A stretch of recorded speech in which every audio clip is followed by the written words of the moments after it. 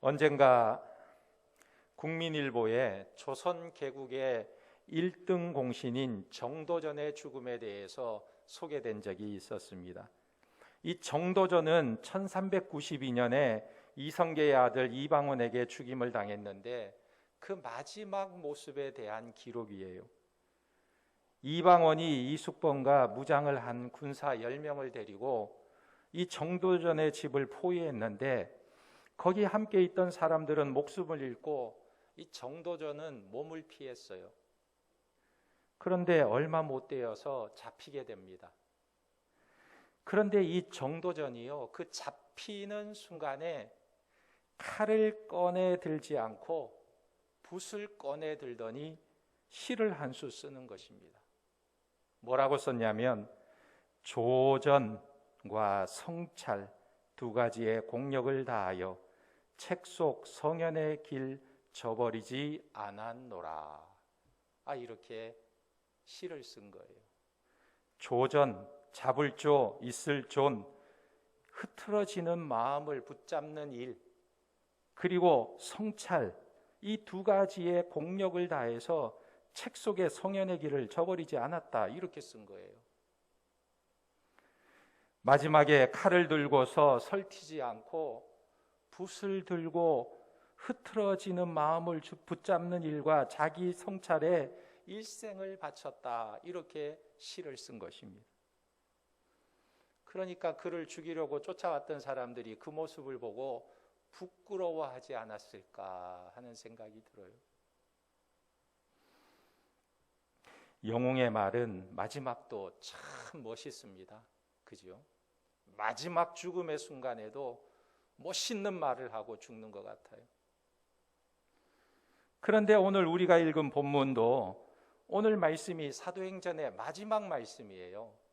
사도행전의 마지막 말씀, 로마에 가리라고 한 이 말씀이 이루어지는 마지막 말씀인 것입니다. 그런데 결론을 보니까 우리의 예상과는 전혀 다른 모습이 보여요. 영웅적인 모습, 놀라운 기적의 모습은 안 보이고 이 결론이 그냥 평범하게 결론이 끝나버리는 것을 보게 됩니다. 예를 들면 사도 바울이 로마를 복음으로 정복했다, 황제를 만나서 야곱처럼 황제의 머리에 안수해주고 축복해 주었다, 이런 극적인 장면이 표현되기보다는 우리의 예상과는 전혀 다른 평범한 이야기로 사도행전이 끝이 나더라 하는 거예요. 황제를 만난 것도 아니고 온 로마가 예수께로 다 돌아온 것도 아니고 어떻게 끝이 납니까? 그냥 2년 동안 로마에 머물면서 자기를 찾아오는 사람들을 영접하고 전파하고 가르치더라, 이렇게 하고 끝나버리는 거예요. 그렇다면 도대체 왜 하나님은 사도 바울에게 로마도 보아야 하리라 말씀하시면서 그 어려운 여정 속에 로마로 가도록 인도하셨을까?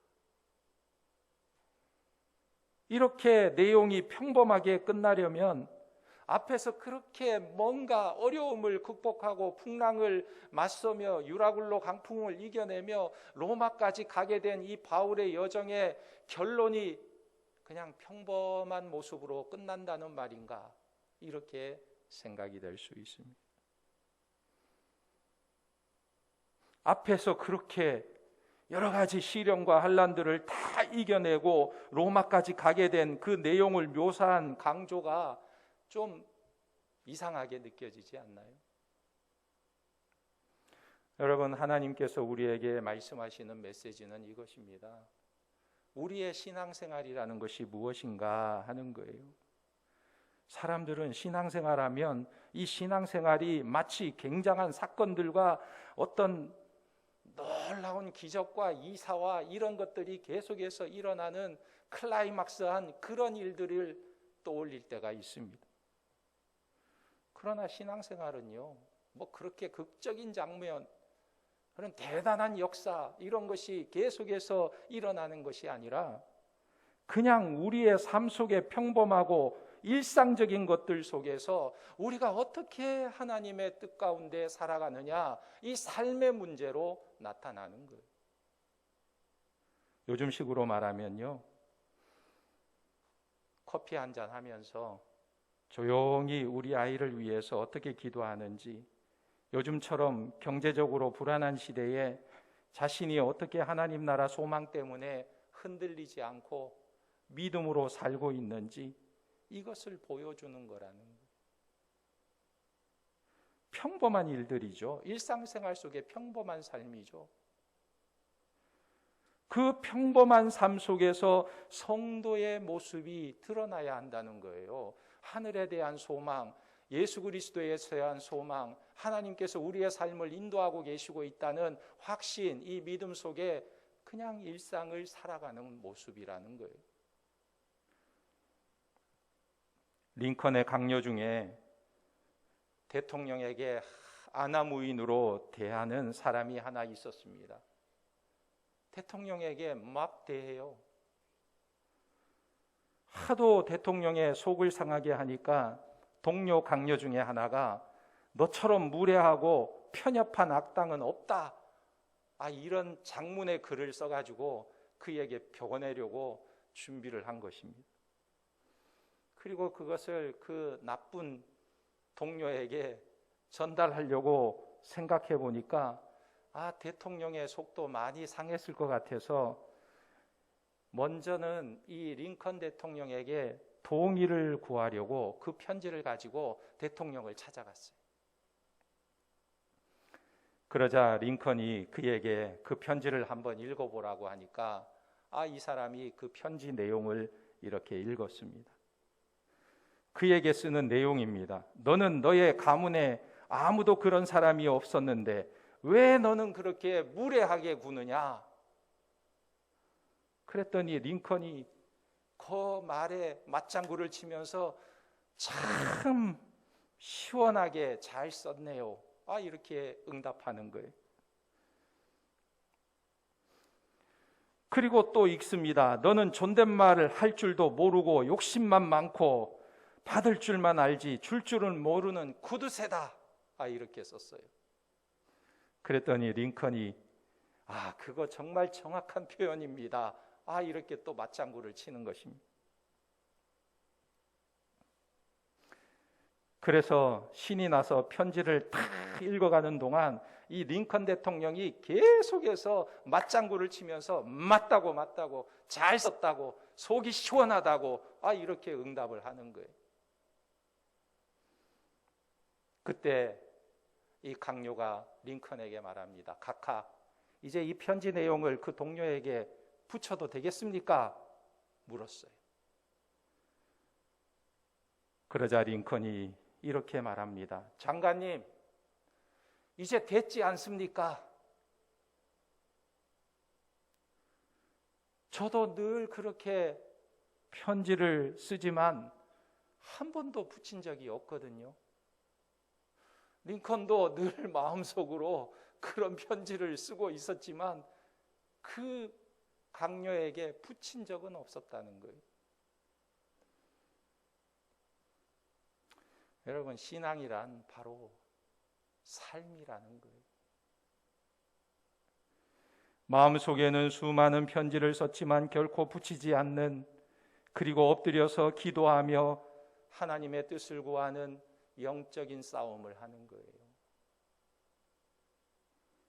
영적 전쟁이 꼭 사탄아 물러가라 소리치고 외치는 것이 영적 전쟁이 아니라 내 삶 속에서 일어나는 일상생활 속에 나를 컨트롤하는 거예요. 하나님의 뜻에 합당한 삶으로 나를 세워가는 것입니다. 어떻게 이 많은 문제들이 일어나는 삶 속에서 신앙인의 자세와 마인드와 목표와 성품으로 살아내느냐, 이 싸움이 바로 영적인 싸움이라는 거예요.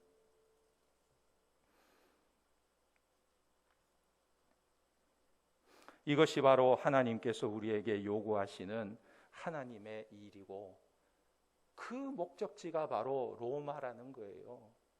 그래서 사도 바울이 로마에 가서 대단한 역사를 일으켰다는 기록이 없어요.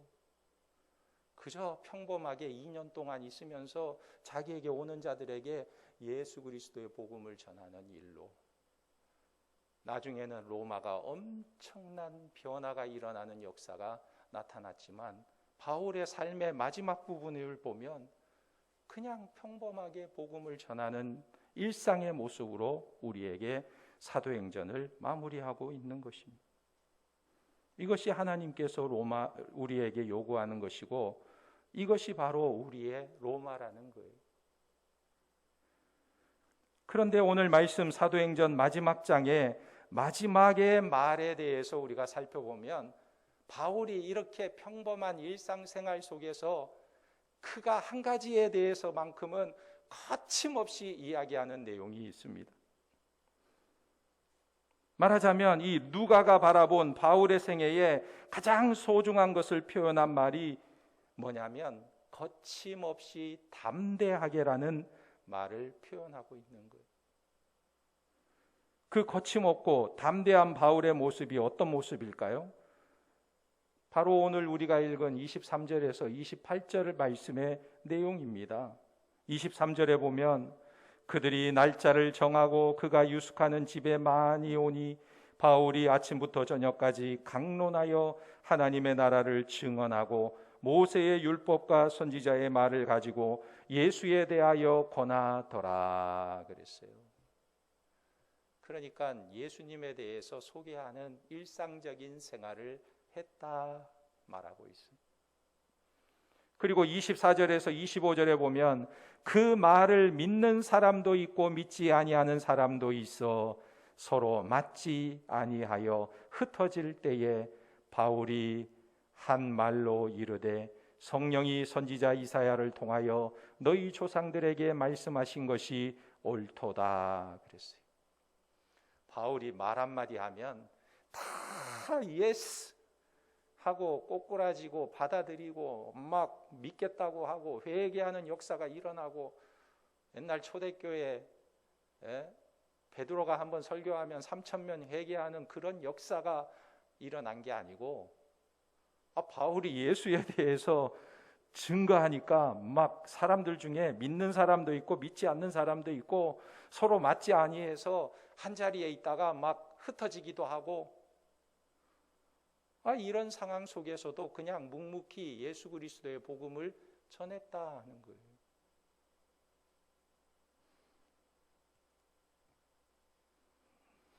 바울이 지금 그리스도의 복음에 대해서 전하는데 찬성파가 있고 반대파가 뚜렷하게 생겼다면, 이런 상황 속에서 정말 예수 그리스도의 복음에 대해서 전하기가 쉽지 않았을 것 같아요. 그런데 바울은 25절에 이렇게 말합니다. 성령이 선지자 이사야를 통하여 너희 조상에게 말씀하신 것이 옳도다. 듣기는 들어도 도무지 깨닫지 못하고 보기는 보아도 도무지 알지 못하며 마음이 둔하여져서 귀가 둔하고 눈을 감았으니 이것이 하나님의 뜻이구나. 반대하고 받아들이지 않는 사람에 대해서도 그렇게 낙심하지 않아요. 오직 예수 그리스도의 진리의 복음에 대해서 증거하는 거예요. 무엇이 그로 하여금 이렇게 담대한 마음으로 그리스도의 복음을 증거하게 했을까요? 그가 가르치고 전하는 것이 바로 하나님 나라였고 예수 그리스도의 복음이었기 때문에 그렇습니다. 그래서 31절에 보면 하나님 나라를 전파하며 주 예수 그리스도에 관한 모든 것을 담대하게 거침없이 가르치더라 그랬어요. 여기 하나님 나라를 전파하며 그랬는데, 하나님 나라를 전파하며 예수 그리스도에 관한 모든 것을 담대하게 거침없이 가르쳤다 그랬어요. 무엇이 이렇게 바울로 하여금 거침없는 사람으로 만들 수 있었을까? 오늘 바울이 전하고 있는 내용을 보면 알 수 있어요. 바울이 무엇을 전했습니까? 하나님 나라를 전파했다 그랬어요. 하나님 나라는 우리 한문으로 말하면 천국이라고 그래요. 천국. 하늘, 천, 나라, 국, 천국입니다. 그런데 이 말이, 하나님 나라라는 이 말은요, 사실 의미상으로 보면 하나님이 세상을 다스린다라는 뜻이 있어요. 그러니까 바울이 하나님 나라를 전파한다라는 것은 무엇을 말하냐면, 지금 눈에 보이는 세상은 정치인이 다스리고 힘이 다스리고 돈, 물질이 다스리고 여론이 다스리는 것처럼 보이지만, 보이지 않는 세상 배후에는 하나님의 다스리는 손길이 존재하고 있다는 것을 전파하고 있는 거예요. 로마 나라가 힘이 있고 능력이 있고 권세가 있고 세상을 다스리고 지배하는 힘 있는 나라 같지만, 그 배후에는 하나님이 통치하고 계신다는 것을 바울이 지금 전파하고 있다는 것입니다. 그래서 바울이 담대하게 거침없이 전할 수가 있었던 거예요. 해롤드 벨콜이라는 미국 선교사가 우리나라에 와서 선교를 하다가 6.25 전쟁을 만났어요. 선교사가 선교하러 왔는데 전쟁이 난 거예요. 그러자 이 전쟁 중에 북한 인민군 포로 수용소가 많이 생겼는데, 이 선교사님이 군목으로 부름을 받아서 포로로 수용된 사람들에게 복음을 전하는 군목의 역할을 하게 되었습니다. 그런데 거기에는 북한에서 보낸 간첩들이 있어가지고 폭동이 자주 일어나고 아주 혼란한 곳이었어요. 이들에게 복음을 전하고자 통역을 세워가지고 복음을 전하는데 사람들이 아무도 들으려고 하지 않는 거예요. 그래서 이분이 한국말을 가지고 서툴지만 한국말로 설교를 하기 시작하니까 사람들이 조금씩 반응을 보이기 시작하더래요. 그때 그가 자주 부른 찬송이 있었다고 합니다. 563장. 563장 찬송이 뭡니까? 예수 사랑하심은 거룩하신 말일세, 우리들은 약하나 예수 권세 많도다. 나를 사랑하시고 나의 죄를 다 씻어 하늘 문을 여시고 들어가게 하시네. 내가 연약할수록 더욱 기이 여기사 높은 보좌 위에서 낮은 나를 보시네. 날 사랑하심, 날 사랑하심, 날 사랑하심 성경에 써 있네. 이 찬송을 이 선교사님이 부르니까 이 찬송의 가사가 인민군들의 마음속에, 가슴속에 팍팍 박히기 시작하는 거예요. 그러자 수백 명이 이 찬송가를 따라하기 시작하고, 놀랍게도 단순한 이 찬송가를 부르는 중에 수많은 인민군들이 마음의 변화가 일어나기 시작했어요. 하나님의 사랑이 그 마음속에 부어지기 시작한 것입니다. 그래서 그 중에는 자리에서 회개하고 예수님께 돌아온 사람도 있어요. 단순한 이 찬송가의 가사가 그들의 마음속에 파고들게 되었고, 그들이 이 찬송가의 가사를 들으면서 하나님의 임재하심과 하나님의 사랑을 느끼게 되고 회개하고 돌이키고 예수를 믿는 일이 일어났던 거예요. 무슨 대단한 교리를 가르친 게 아니에요. 그저 예수께서 나를 사랑하셨다고 하는데 사람들이 하나둘씩 예수 그리스도의 그 사랑에, 하나님 아버지의 다스림과 통치 속에 마음이 열리게 된 거예요. 여러분, 기독교는요, 날 사랑하시는 하나님 아버지와 그 아들 예수 그리스도를 마음으로 받아들이는 거예요. 하나님 나라는 바로 그렇게 나를 사랑하시는 하나님, 그래서 자기 아들을 십자가에 나를 대신해서 죽게 하시기까지 나를 사랑하신 하나님의 그 사랑과 자비로운 통치를 받아들이는 것입니다. 우리의 삶 가운데도 하나님의 다스림과 통치하심이 늘 함께하기를 주님의 이름으로 축원합니다. 그래서 이 어려운 세상을 사는 동안에도 우리가 담대하고 거침없이 예수 그리스도를 소개하고 증거할 수 있는 하나님의 거룩한 백성들이 다 되시기를 예수님의 이름으로 축원합니다. 아멘. 기도하겠습니다. 하나님 아버지, 어지러운 세상에서 하나님의 자녀로 하나님의 다스림과 통치를 받으며 살게 하시고 예수 그리스도의 복음을 담대히 증거하며 거침없이 전할 수 있는 우리의 입술이 되게 하시고 우리의 믿음이 되게 도와주시옵소서. 예수님의 이름으로 기도하옵나이다. 아멘.